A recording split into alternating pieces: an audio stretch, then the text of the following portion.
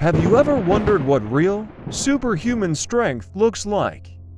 Imagine a man so powerful he could tear a lion apart with his bare hands, a man who could defeat an entire army with nothing but the jawbone of a donkey.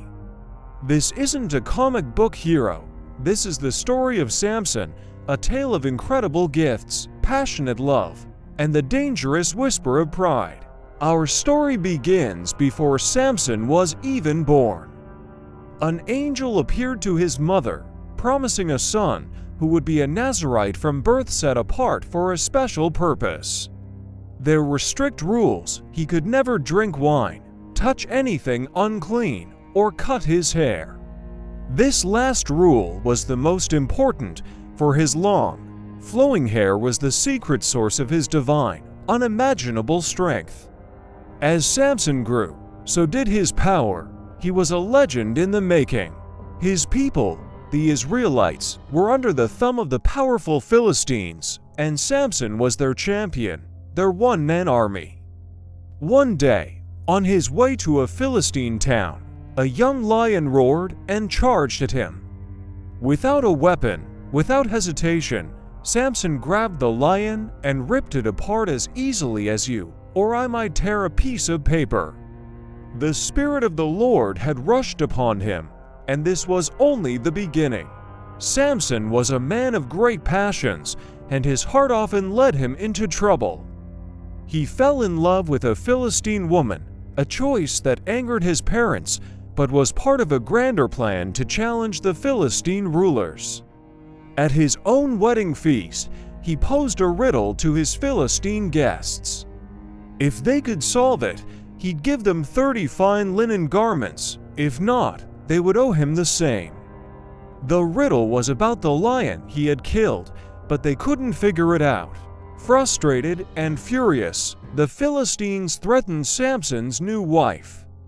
"Get the answer from your husband," they demanded, "or we will burn you and your father's house." Terrified, she pleaded with Samson, crying day after day, until he finally gave in and told her the secret.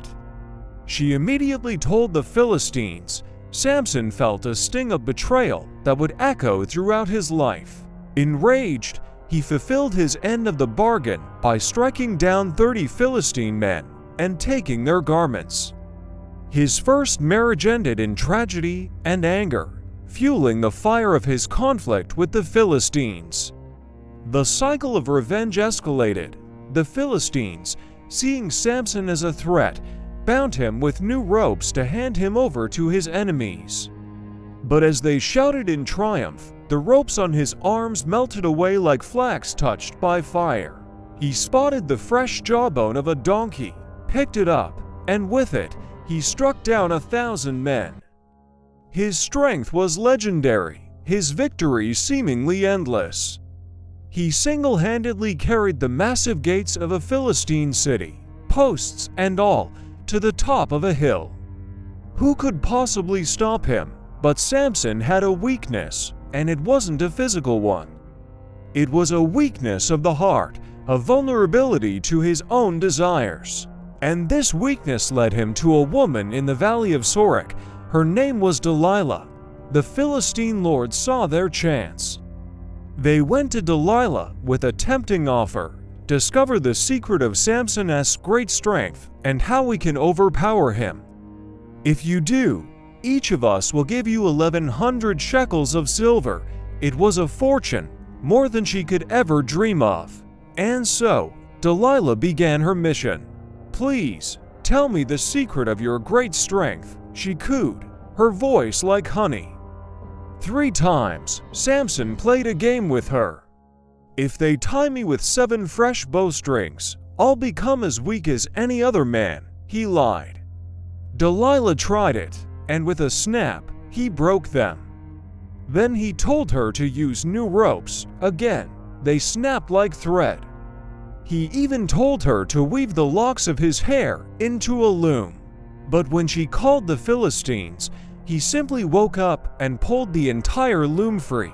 Delilah was relentless. She pressed him day after day, nagging and pleading until his soul was vexed to death. How can you say you love me when you won't confide in me?" She cried, "You've made a fool of me 3 times." Finally, worn down and blinded by his affection for her, Samson made his fatal mistake. He told her everything. He poured out his heart, revealing the sacred vow of the Nazirite. "A razor has never been used on my head," he confessed. "If my head were shaved, my strength would leave me, and I would become as weak as any other man." He had given her the key to his destruction. That night, as Samson slept with his head on Delilah's lap, a man crept in and shaved off the 7 locks of his hair. His strength, the divine gift he had carried his whole life, was gone.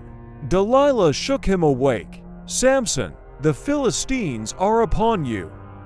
He rose, expecting to shake them off as he had done so many times before, but this time was different. He didn't know that the Lord had left him. The Philistines seized him.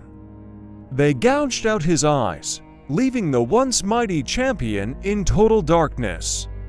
They bound him in bronze shackles and took him to Gaza, where he was forced to grind grain in a prison, a public spectacle of humiliation.